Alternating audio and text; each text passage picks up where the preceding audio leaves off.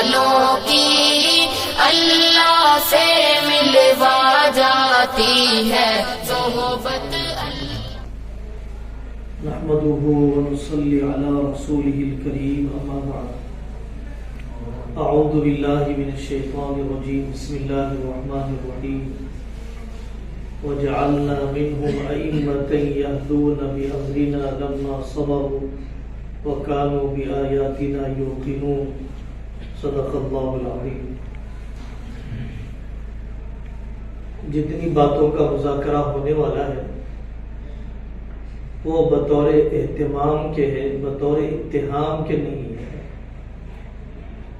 ان امور کی طرف میری توجہ ہو جائے، آپ حضرات کی مزید توجہ ہو جائے تو اپنے کام کو بہت بہتر کیا جا سکتا ہے. حضرت مولانا قاری عثمان صاحب منصور پوری رحمۃ اللہ علیہ سے دارالعلوم حیدرآباد کے ایک نئے مقرر ہونے والے استاد نے آ کر مشورہ کیا. حضرت میں اس ادارے میں مقرر ہوا ہوں، مجھے کیسے کام کرنا چاہیے. انہی مدرس نے یہ نصیحت نقل کی کہ حضرت نے دو نصیحتیں فرمائی کہ فی الحال ادارہ محتاج الیہ ہے اور آپ ادارے کے محتاج ہیں. ایسے بن جائیے، ایسی ضرورت بن جائیے کہ ادارہ آپ کا محتاج ہو جائے.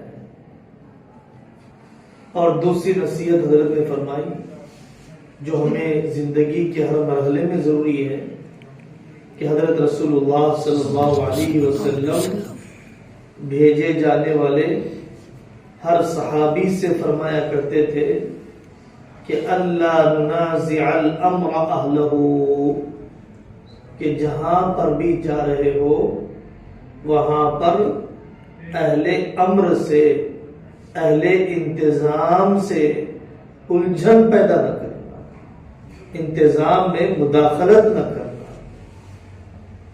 یہ بہت اہم نصیحت ہے. حضرت مولانا عبید اللہ سعدی صاحب دامت برکاتہم ملک کے بڑے علماء، بڑے مصنفین میں سے، انہوں نے اپنے 50 سالہ قاری صدیق صاحب رحمۃ اللہ علیہ کے پاس استقامت کی وجہ یہ بتلائی کہ انتظام میں نے مداخلت نہیں دی گئی ذمہ داری کے پورا کرنے کا غم یہ آدمی کی حفاظت اور یہ آدمی کی ترقی کا ضامن ہے. دی گئی ذمہ داری کو پورا کرنا. دیکھیے یہ بات عقلاً تجربتاً طے ہے کہ ہر آدمی اسٹیئرنگ پر گاڑی چلانے کے لیے نہیں بیٹھ سکتا ہے. امام ہر جگہ پر ایک ہی ہوتا ہے. نظام ہر ایک کے مزاج کے مطابق نہیں چل سکتا ہے. اس وجہ سے اطاعت یہ کسی بھی انتظام کی روح ہے. اطاعت کسی بھی اجتماعیت کے باقی رکھنے کے لیے ضروری ہے. مشین کا ہم کوئی پرزہ بن جائے، ایک ادارہ کام کر رہا ہے، ایک تحریک کام کر رہی ہے، ایک تنظیم کام کر رہی ہے، علاقے کو فائدہ ہو رہا ہے، مختلف شعبے زندہ ہو رہے ہیں، دینی اور مالی ضرورتوں کی تکمیل ہو رہی ہے. میں اس مشین کا کوئی پرزہ بن جاؤں. ہر آدمی ہیڈ لائٹ نہیں بن سکتا، ہر آدمی ٹائر نہیں بن سکتا، ہر آدمی انجن نہیں بن سکتا، ہر آدمی کوئی دکھائی دینے والا جزو نہیں بن سکتا. صلاحیت، تقاضے اور مشورے سے پورے نظام کا جو حصہ بننا میرے لیے طے ہو اتنا حصہ محتاج بن کر بن جانا چاہیے. جو اپنے آپ کو محتاج سمجھتا ہے اس کی ترقی ہوتی ہے، احتیاج سے ترقی ہوتی ہے، احتجاجی مزاج سے ترقی نہیں ہوتی ہے، شکر کے مزاج سے ترقی ہوتی ہے، شکایتی مزاج سے ترقی نہیں ہوتی ہے۔ چاہے ناظرہ پڑھایا جائے، چاہے بخاری کو پڑھایا جائے، کرنا ہی ہے، چاہتے ہوئے بھی کرنا ہے، نہ چاہتے ہوئے بھی کرنا ہے۔ اگر احسان اور احتساب کے ساتھ کیا جائے گا تو واقعی یہ تدریس میرے بھی تعلق مع اللہ میں اضافے کا ذریعہ بنے گی، میرے طلباء کے بڑے بڑے مصلح اور بڑے بڑے انقلابی بننے کا بھی ذریعہ بنے گی۔ احسان اور احتساب، احسان اور احتساب۔ ابھی 2 دن پہلے بہت ہی بڑے پیر اور مصلح حضرت مولانا مفتی طاہر صاحب مظاہر العلوم کی خدمت میں حاضری ہوئی تو حضرت نے ہمیں نصیحت کی کہ سبق پڑھانے سے پہلے نیت کرنا میں اللہ کے لیے کر رہا ہوں۔ کہنے کو تو بہت سادہ عمل ہے، دل کا قبلہ درست ہو جاتا ہے، درس سے اللہ مل جاتا ہے۔ تو صفت احتساب اللہ یہ دینے والے ہیں، اور صفت احسان میں اپنی ذمہ داری کو بہتر طریقے سے کیسے انجام دے سکتا ہوں۔ تمدنی ترقیاں بڑھ رہی ہے، طلباء کا مزاج بدل رہا ہے، قوا کمزور ہوتے جا رہے ہیں۔ مجھے نورانی قاعدہ پڑھانے سے لے کر بخاری تک کون سا مناسب انداز اپنانا چاہیے، خوب سے خوب تر طریقے تدریس کو تلاش کیا جائے۔ قاری صدیق صاحب رحمۃ اللہ علیہ فرمایا کرتے تھے کہ طلباء کو اپنا محسن سمجھو کہ یہ اشاعت علم کا ذریعہ بن گئے، اگر تمہیں طلباء نہ ملتے تو اشاعت علم کا موقع ہی نہ ملتا۔ طلباء کو اپنا محسن سمجھنا، جب آدمی طلباء کو اپنا محسن سمجھتا ہے تو پھر اس کا معاملہ اپنے طلباء کے ساتھ صرف پڑھائی کے زمانے میں نہیں، طالب علم سے صرف پیشہ ورانہ تکمیل ملازمت والا تعلق نہیں، بلکہ اپنے شاگرد سے فراغت کے بعد دین کا خادم بنانے تک، جمانے تک اپنے شاگردوں سے تعلق رکھا جاتا ہے۔ قاری صدیق صاحب رحمۃ اللہ علیہ کے صحبت یافتہ لوگ بتلاتے ہیں، قریبی زمانے کی مثال ہے اس لیے عرض کی جاتی ہے، کتنے طلباء ہیں کہ جو کسی دیہات میں کام کرتے تھے قدم پھسل رہے ہیں، حوصلے پست ہو رہے ہیں، مالی دشواریاں آ رہی ہے، حضرت قاری صدیق صاحب رحمۃ اللہ علیہ ممکنہ مدد کرتے اور اس طالب علم کو اس علاقے میں جمانے کے لیے جو کوشش ہو سکتی تھی وہ فرمایا کرتے تھے، بہت ہی خاموشی کے ساتھ۔ تو تدریس تحریک بن جاتی ہے اور پڑھنے والے طلباء اس تحریک کے نمائندے بن جاتے ہیں۔ سچی بات یہ ہے، دل میں خیال گزرتا ہے، وقتاً فوقتاً وسوسے آتے رہتے ہیں، لیکن سچی بات یہی ہے کہ ملک میں، عالم میں، علاقوں میں جو کام بھی مؤثر طریقے پر کیا ہے وہ اجر پر نظر رکھنے والوں نے کیا ہے، اجرت پر نظر رکھنے والوں نے نہیں کیا ہے۔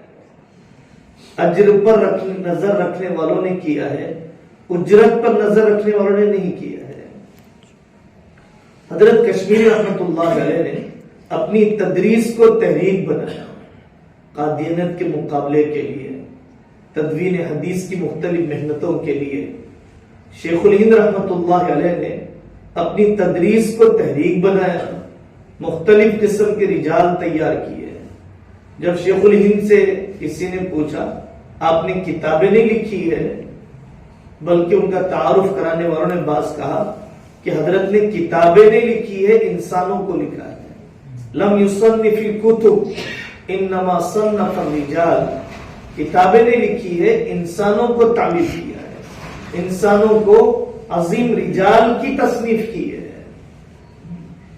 اپنے شاگردوں میں سے مفتی کفایت اللہ صاحب رحمۃ اللہ علیہ کو ملک کی سیاست کے لیے، حسین احمد مدنی رحمۃ اللہ علیہ کو مختلف قسم کے محاذوں کے لیے، مولانا الیاس صاحب رحمۃ اللہ علیہ کو تبلیغ کے تجدیدی کام کے لیے، اور حضرت تھانوی رحمۃ اللہ علیہ ایک بڑی کھیپ ہے، معروف غیر معروف شاگردوں کی ایک تعداد ہے۔ ہر حال میں مجھے اور آپ کو یاد رہنا چاہیے کہ موجودہ زمانے کے چیلنجز کا مقابلہ، آنے والے فتنوں کے مقابلہ کرنے والے افراد آپ کے ہاتھوں میں ہیں، آپ ان کے معمار ہیں، آپ ان کے معمار ہیں۔ وہ پروڈکٹ تیار کرنا ہے جو مارکیٹ میں استعمال ہونے والا ہے، ان اسلحہ سے مسلح کرنا ہے، اس علمی اور فکری ہتھیار سے آراستہ کرنا ہے جس سے وہ باہر کے میدان میں دشمن کا مقابلہ کر سکے۔ بہت قربانی ہے، اپنے وطن کو چھوڑنا بہت بڑی قربانی ہے، اپنی ضروریات کی تکمیل کی دشواریوں کو برداشت کرنا بڑی قربانی ہے، دنیا کو چھوڑ دینا، لیکن پھر اپنی قربانی کو آدمی وصول کرے۔ کروڑوں روپیہ دکان میں لگایا، سوتے بیٹھ جائے، کروڑوں روپیہ دکان میں لگایا، چند ہزار کے نفع پر راضی ہو، یہ کسی عقل مند کا طریقہ نہیں ہے۔ ہم نے تاجروں کو دعا کرتے ہوئے کرواتے ہوئے دیکھا ہے، اگر نفع کی مقدار کچھ بھی کم ہو جائے، اتنی بڑی قربانیاں دینے کے بعد ہمیں کوشش کرنا چاہیے کہ اپنی قربانی پوری بافیض ہو جائے، ہماری قربانی بے اثر نہ ہو جائے، ہماری قربانی طلباء کے حق میں مفید سے مفید تر بن جائے۔ استعداد سازی، صلاحیت سازی، رجال سازی، شخصیتوں کی تعمیر کے سلسلے میں جو جگر کا لہو پلایا جا سکتا ہے، جو رات اور دن جھونکے جا سکتے ہیں، جو قلب اور روح کی قوت کو نچوڑا جا سکتا ہے، جو ان کی تعمیر میں آنسوؤں سے سینچائی ہو سکتی ہے، وہ لگا دینا چاہیے۔ بچا بچا کر رکھنے سے کوئی فائدہ نہیں ہے۔ بہت سوچنے کی ضرورت ہے، بہت سوچنے کی ضرورت ہے۔ ہمارے اکابر کے شاگردوں کا اپنے اساتذہ کے ساتھ جو وارفتگی کا تعلق، جانثاری کا تعلق، آخری سانس تک ان کے مشن پر ہی جینے اور مرنے کا تعلق، جس علاقے میں ان کو بٹھا دیا گیا اسی علاقے میں اپنی قبر بنانے کا تعلق، جو تعلق ان شاگردوں کا اپنے اساتذہ سے تھا، میرے شاگردوں کا مجھ سے ایسا کیوں نہیں ہے؟ 10 سال اس طالب علم نے میرے پاس پڑھا ہے، 8 سال اس طالب علم نے میرے پاس پڑھا ہے، حفظ کے 4 سال اس طالب علم نے میرے پاس پڑھے ہیں، کیوں اتنی دلی وابستگی نہیں ہوئی؟ کیا میرا اور اس کا تعلق وہی تھا جو ATM اور کارڈ کا ہوتا ہے، یا میرا اس کا تعلق وہی تھا جو ایک ملازم اور مالک کا ہوا کرتا ہے؟ کیا میرا اور اس طالب علم کا تعلق اتنا ہی تھا جتنا کہ اسکول کے ٹیچر اور اس کے شاگرد کا ہوتا ہے؟ کیا ہم دونوں کے سینوں میں دل نہیں ہے کہ اتنی بھی فراغت کے بعد کمی محسوس نہ ہو، طرفین کو ایک دوسرے کے حال چال لینے، ایک دوسرے کو دین کی خدمت پر جمانے، سرسری تدریس، روا روی والی تدریس، خانہ پوری والی تدریس، رواج اور روایت کی تکمیل کرنے والی تدریس، وقت گزاری اور لگے بندے نظام کی تکمیل کرنے والی تدریس نہ آپ کے دل اور روح کو چین پہنچائے گی، نہ طالب علم کے دل اور روح کو چین پہنچائے گی۔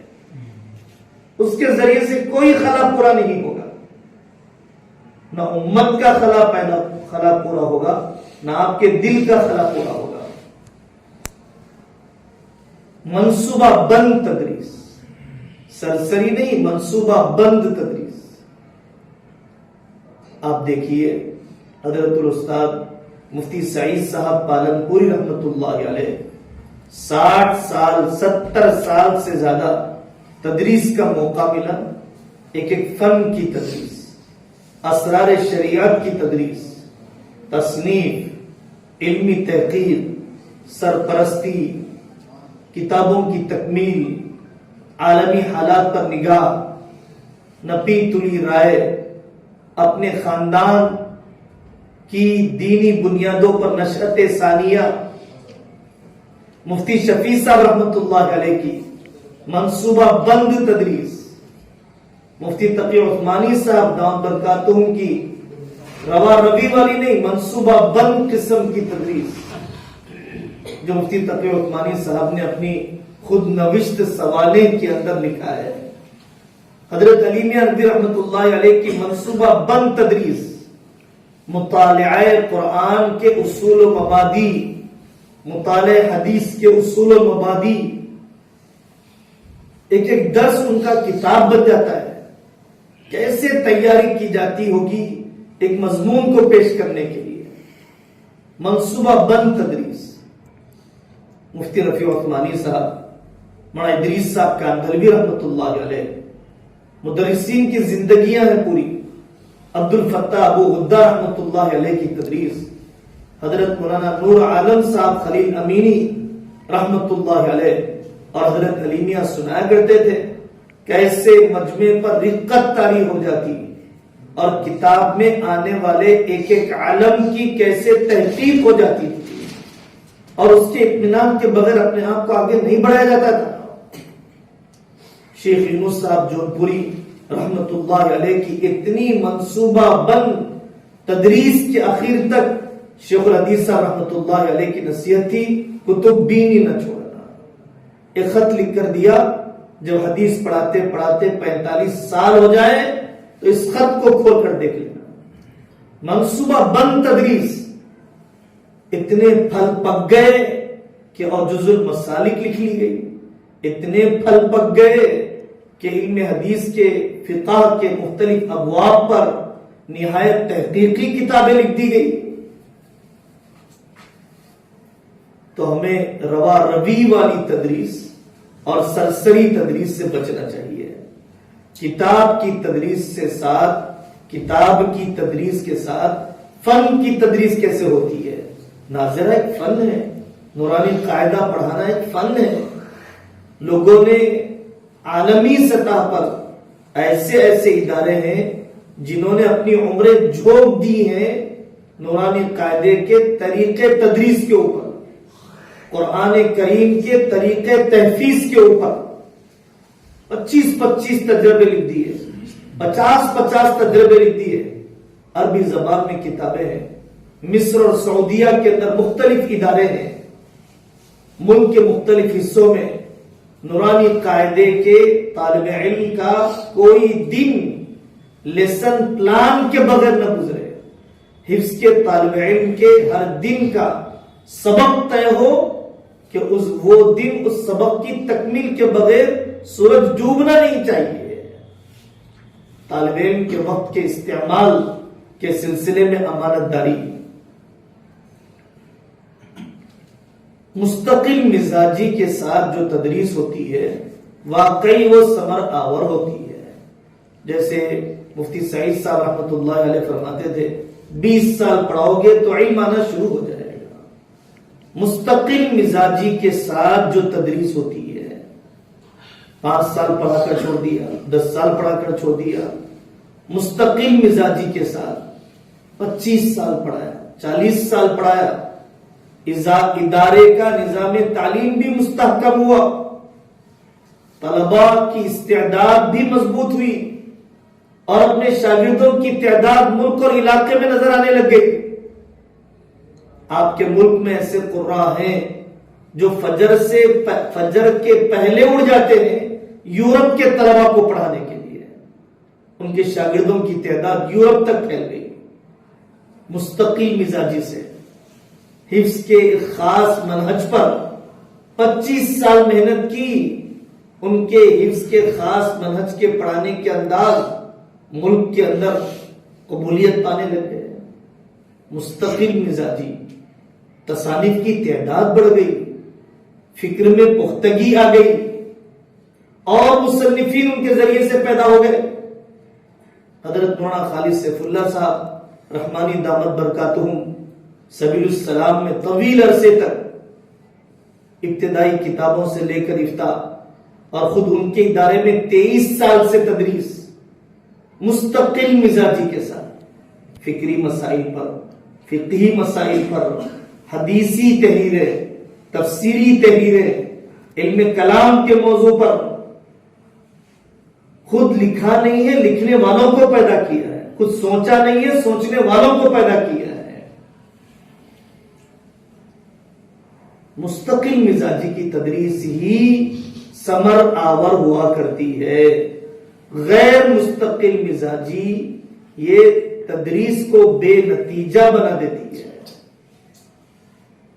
دیکھیے، ہر کمپنی میں جب کوئی چیز بنتی ہے، جہاں پر مگ بنتے ہیں، جہاں پلاسٹک کے ڈبے بنتے ہیں، جہاں پر لوہے کا کوئی سامان بنتا ہے، وہاں پر ویسٹیج کی بھی ایک تعداد ہوتی ہے، ضائع ہونے والے میٹیریل کی بھی ایک تعداد ہوتی ہے۔ یہ انسانی فطرت کا خاصہ ہے۔ آنے والے پورے 900 طلبہ کار آمد نہیں ہوتے، لیکن میری اور آپ کی کوشش یہ ہونی چاہیے کہ کم سے کم ویسٹیج ہو، کم سے کم ایسے طلبہ ہوں جو کسی مصرف کے نہ بن رہے ہوں۔ کوشش یہ ہو کہ 100% آنے والے ماں باپ نے جن جگر کے ٹکڑوں کو آپ کے حوالے کیا ہے، کالجوں کا ماحول، فتنوں کا ماحول، عصری تعلیم کا غلبہ، حکومتوں کے دباؤ، واقعی ان کے ماں باپ نے اللہ کی محبت اور آخرت کی فکر نہ ہوتی تو اپنے جگر کے ٹکڑوں کو آپ کے حوالے نہ کیا ہوتا۔ کمزور طلباء پر محنت کرنے کے لیے فکر مندی، کمزور طلباء کو، ضعیف الاستعداد طلباء کو متحرک کرنے کے لیے، فعال کرنے کے لیے، سبق کا شریک بنانے کے لیے، استاد کا مخاطب بنانے کے لیے بار بار مشاورت، اپنے ذمہ دار سے مشاورت، اپنے ساتھیوں سے مشاورت، ماہرین نفسیات سے مشاورت، ماہرین طب سے مشاورت، اللہ تبارک و تعالیٰ سے دعا کہ یہ طالب علم ضائع نہ ہو جائے۔ کمزور طلباء پر محنت، تدریس کے وقت سوچنا چاہیے مبتدی کتاب، متوسط کتاب، منتہی کتاب، قدیم کیا لکھا گیا، جدید کیا لکھا جا رہا ہے، نظر ہو۔ نصابی سرگرمیوں کے ساتھ، نصابی سرگرمیوں میں کوئی پھیکا پن لائے بغیر، نصابی سرگرمیوں میں کوئی کمزوری لائے بغیر ہم نصابی سرگرمیاں، خارج نصاب سرگرمیاں، طالب علم کا مطالعہ ہو رہا ہے نہیں ہو رہا ہے، فرق ضالہ کے بارے میں واقفیت ہو رہی ہے نہیں ہو رہی ہے، طالب علم مقامی اردو عربی زبان میں لکھنے کے قابل بن رہا ہے یا نہیں بن رہا ہے؟ واقعی آج ہمارے ملک میں کون سا سیاسی مسئلہ ابھر رہا ہے؟ ان طلباء کے ذہن میں کون سے وہ خیالات آ رہے ہیں جو اس کو کھوکھلا کر رہے ہیں؟ میں کن کہانیوں کے ذریعے سے اس طالب علم کی فکری پرورش کر سکتا ہوں؟ ہم نصابی سرگرمیاں، خارج نصاب سرگرمیوں پر بھی توجہ ہونی چاہیے۔ اپنے نصاب کو پھیکا کیے بغیر، اپنے نصاب میں کوئی کمی لائے بغیر یہ طالب علم جمعہ کا خطیب بن جائے، مسجد کی امامت کرے گا تو کیا رکاوٹ اس سے آئے گی؟ یہ اپنے خاندان کو بدلنے کے لیے کتنا فکر مند ہو رہا ہے. یہ جب اپنے مقام پر جاتا ہے تو فرض نمازوں کا کتنا غم لے کر جیتا ہے. اس نے اپنے خاندان کے کتنے طلباء کو علم سے جوڑا، تبلیغ سے جوڑا. تو میں نے آپ سے عرض کیا کہ نصابی سرگرمیوں کے ساتھ نصابی سرگرمیوں کو پھیکا اور کمزور کیے بغیر ہم نصابی سرگرمیاں، خارج نصاب سرگرمیاں اور اس کے یہ مختلف میدان، پورا خاندان آپ سے جڑ جائے، پورا اس کا گاؤں بدل جائے اس طالب علم کے ذریعے سے جو طالب علم آپ سے رابطے میں آ چکا ہے.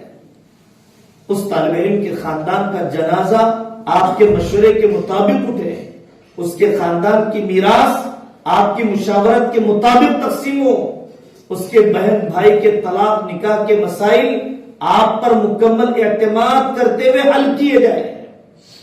ہم نصابی سرگرمیاں، اگر میں نے وہ کتاب النکاح پڑھایا جو شرح وقایہ کے حاشیے میں ہے، وہ کتاب النکاح میں نے علامہ مرغینانی کی ہدایت سے پڑھایا جو آج سے کئی سو سال پہلے کا ہے، لیکن میں نے اگر وہ اعتراضات پر مطمئن نہیں کیا جو آج حلالے پر اچھالے جا رہے ہیں، اگر میں نے ان مسائل پر مطمئن نہیں کیا جو آج ہم جنس پرستی کے موضوع پر اٹھائے جا رہے ہیں، اگر میں نے تفسیر کو رواجی انداز میں تکمیل تو کرا دیا لیکن جزیے کے بارے میں، نظام قتال کے بارے میں، ان 24 آیتوں کے بارے میں جس کو دشمن بار بار نشانہ بناتے رہتا ہے، اگر میں نے اپنے طالب علم کو مطمئن نہیں کیا تو وہ ارتداد اور تشکیک کے جراثیم لے کر ہی فارغ ہوگا.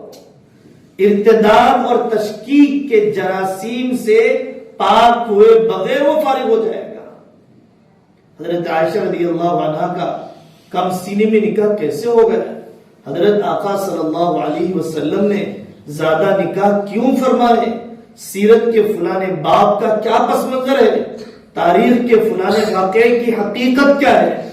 واقعی شاہان اسلام اور مسلمان بادشاہوں نے انسانیت پر ظلم کیا، جتنی جنگیں دنیا میں پہلے اور اب چھڑی ہیں، غیر مسلم اور دوسری قوموں نے جو دنیا میں تباہی مچائی، اس کا کوئی موازنہ مقدس جہاد سے نہیں ہے، اس کا کوئی موازنہ اسلامی تاریخ سے نہیں ہے. یہ سلگتے ہوئے مسائل ہیں، یہ ابھرتے ہوئے مسائل ہیں. ہم نصابی سرگرمیوں کے ذریعے سے طالب علم کے دلی اطمینان، طالب علم کے دل کے کانٹے نکلے ہیں. ہمیشہ جب کوئی کام سوچا جاتا ہے تو کم عمر لوگ انتظام سے ٹکراؤ کے ساتھ سوچتے ہیں. انتظام میں یہ تبدیلی آ جائے تو ہمیں یہ کام کرنے میں سہولت ہو. یہ بہت غلط طریقہ ہے. دیے گئے امکانات میں راہ تلاش کیجیے. جو امکانات دیے گئے ہیں، جو مواقع بنائے گئے ہیں، اس میں راستے تلاش کیجیے، اس میں کام کے دروازے کھولیے، اس میں اپنے کام کو مکمل کیے. نیت تو قاسم نانوتوی رحمت اللہ علیہ بنانے کی ہو، نیت تو قاسم نانوتوی رحمت اللہ علیہ بنانے کی ہو، لیکن موجودہ صلاحیت کو بھی نظر انداز نہ کیا جائے. موجودہ صلاحیت کے مطابق یہ طالب علم کل فارغ ہو کر کس میدان میں جا سکتا ہے؟ پڑھنا چاہیے. حضرت مولانا یوسف صاحب بن نوری رحمت اللہ علیہ نے اور مفتی تقی عثمانی صاحب دامت برکاتہم نے ہمارا تعلیمی نظام اور ہم نے انہیں اکابر کی تحریروں کو منظم مدارس میں اور وفاق المکاتب پڑوسی ملک کا ملکی سطح کا ادارہ ہے، اس میں ایک ایک فن کی تدریس اور اس کے منہج پر مقالے لکھے گئے. تفسیر سے لے کر نحو صرف تک مختلف محنتیں ہو رہی ہیں. ہمارے علم میں ہونا چاہیے. گجرات کے مفکر مولانا عبداللہ صاحب کاپودروی رحمت اللہ علیہ کہ تدریس کے سلسلے میں کیا رجحانات، کیا تجربات ان کے رہے ہیں. اگر اپنے اکابر کے تجربات رہیں گے تو اپنے کام کو آگے بڑھانے میں سہولت ہوگی. عربی ادب پڑھانے والا حضرت کیرانوی رحمت اللہ علیہ کو پورا پڑھے, نور عالم خلیل امینی صاحب کی سوانح کو پوری دیکھے, اعزاز علی صاحب رحمت اللہ علیہ کے طریقے تدریس کو سوچے, معقولات پڑھانے والا سوچے کہ میں سلم پڑھاتے ہوئے, قطبی پڑھاتے ہوئے, میگزی پڑھاتے ہوئے, قدیم فلسفہ پڑھایا گیا, جدید فلسفے کے سمجھنے کی استعداد لانے کے لیے حضرت نانوتوی کو یہ کیا پڑھ پا رہا ہے؟ کیا یہ واقعی عبد الباری ندوی کو سمجھ پا رہا ہے؟ یہ اسلام اور عقلیات اس کی نظر سے گزر چکی ہے. قدیم فلسفے کے ساتھ جدید فلسفہ, قدیم منطق کے ساتھ جدید منطق کو ملا کر پڑھانے والا ہمارے اکابر نے جو مظاہر میں پڑھایا, ہمارے جن اکابر نے دارالعلوم دیوبند کے اندر معقولات پڑھائے ہیں, وہ کتنی اونچی استعداد رکھتے تھے فلسفے جدیدہ پر نقد کرنے کی, وہ کتنی اونچی استعداد رکھتے تھے الحاد اور زندقہ کی تردید کرنے کی. دیکھنا چاہیے قاری طیب صاحب رحمۃ اللہ علیہ کی تحریریں, اندازہ ہوتا ہے کہ کتنی جرأت ہے, کتنی خود اعتمادی ہے, کیسے یقین کی بلندیاں ہیں, کیسے عالمی حالات کا گہرا تجزیہ ہے. کم سے کم طالب علم اتنی طویل صحبت کے نتیجے میں ہمارے پاس دین کا خادم بننے کی نیت کرنا چاہیے. ایک شریعت کے کسی جزئیے کے زندہ کرنے کی تو نیت کرنا چاہیے. ہمارا شاگرد بانجھ نہ چلا جائے, ہمارا شاگرد بے فیض نہ رہ جائے اتنی طویل صحبت کے نتیجے میں.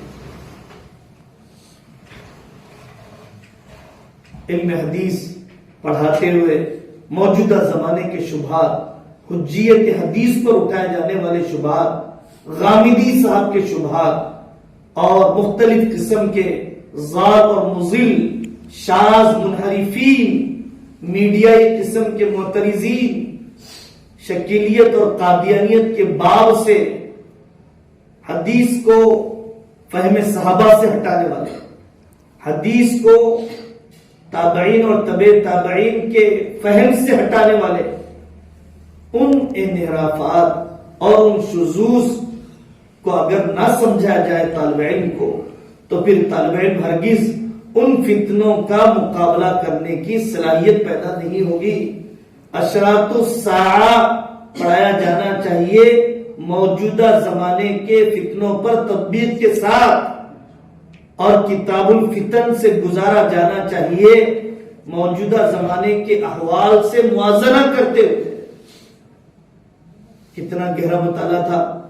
حضرت حسین مدنی رحمت اللہ علیہ اپنی سوانح, خود نوش سوانح نقش حیات میں فرماتے ہیں کہ میرے استاد شیخ الہند رحمت اللہ علیہ ہتھیلی پر دنیا کا نقشہ سمجھاتے تھے, ایک ایک ملک کی معیشت بتلاتے تھے اور اس ملک کے سیاسی احوال بتلاتے تھے, اور پھر قرآن و حدیث کی پیشن گوئیاں اس کے اوپر تطبیق کی جاتی تھی.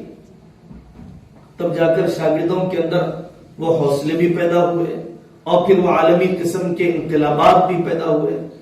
اللہ تبارک و تعالی مجھے اور آپ کو تدریس کا حق ادا کرنے کی توفیق عطا فرمائے, اور اس کی مطلوبہ تیاری اور اس کے لیے مطلوبہ یکسوئی اور اس کے لیے اپنے بڑوں سے بار بار کی مشاورت کے لیے بے چینی کی اللہ کی توفیق